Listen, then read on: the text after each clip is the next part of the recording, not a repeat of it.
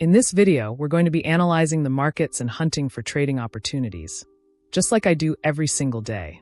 This is my routine, starting from the higher time frames to get the bigger picture, then drilling down to the lower time frames to pinpoint my entries. The goal here isn't to predict the market perfectly. That's impossible. But to read the price action, identify where liquidity is sitting, and position ourselves where the probabilities are in our favor.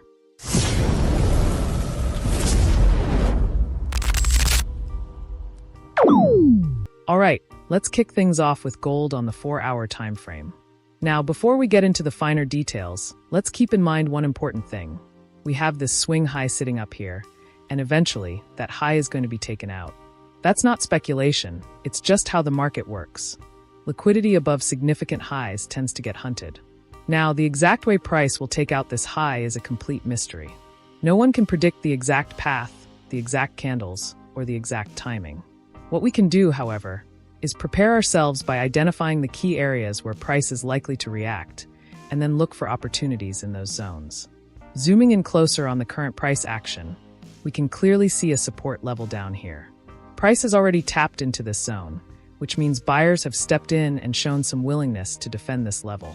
The reaction we're seeing right now is price starting to push to the upside from that support. Looking to my left on the chart, I notice something very important. These 3 distinct touches at the bottom. That's a big clue for me. Multiple touches at a level without a proper break often mean the level is being respected by market participants. And when I combine that with the fact that we've now seen strong momentum to the upside, this area becomes a good buying zone in my eyes. In terms of targets, the logical short-term objective would be the recent highs above us, but the main target, the one I'm really interested in, is all the way up at that major swing high we mentioned earlier. That's where a significant pool of liquidity sits, and that's where I expect the market to eventually reach. Of course, I'm not naive about it. The market rarely moves in a straight line from point A to point B. Along the way, we might get pullbacks, consolidations, or even some sharp drops before resuming upward movement. That's completely normal price behavior. My job isn't to try and force the market into my narrative, but rather to stay patient, let it do what it needs to do, and react when the conditions line up with my plan. So from here, the focus is simply to monitor how price unfolds, keep an eye on that support zone, and watch whether momentum continues to build toward our targets. Alright, so now we're back on my MT5, and as you can see, I already have one trade running from earlier. My bias here is bullish, and that's based entirely on the analysis we went through step by step earlier in the video. As price started to drop, I didn't panic. In fact, I did the opposite. I added more trades. Why?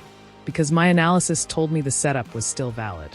Remember, one of the most important principles in trading, something I live by, is simple: buy low, sell high. It's a basic rule, but it's also the one most traders break when emotions get involved. Price doesn't just go straight to your target, it moves in waves. So when I saw price pulling back into my key area, I saw that as an opportunity, not a threat. At this point, I'm holding 3 trades in total, and I'm confident in my setup. Yes, price is moving up and down and making plenty of noise on the chart, but that noise is exactly what shakes people out of good positions. This is the psychological game the market plays. All these small ups and downs are designed to make you doubt yourself, to get you to close early, or worse, to make you flip your bias completely. That's where discipline comes in. You have to be strong. You have to be a soldier in this game. And just like a soldier doesn't run from the battlefield when the fight gets tough, you can't run from your setup when you've done the work and the conditions still match your plan. You've got to be willing to stick it out, even when it's uncomfortable. For me, it's simple. I'd rather be rich or die trying than be someone who constantly cuts winning trades short out of fear. Now, here's the result. Right now, I'm running a profit of over $1,000. That's not luck. That's the reward for patience, discipline, and trusting the process. My target has basically been reached, and at this stage, there's no need to get greedy. A good trader knows when to push, but also when to take the win. So, I'm going to go ahead, lock in these profits, and close the trades. And that's how you execute from start to finish: analysis, patience, execution, and finally, taking the reward when the job is done. Keep that cycle consistent, and over time, you'll see your results compound.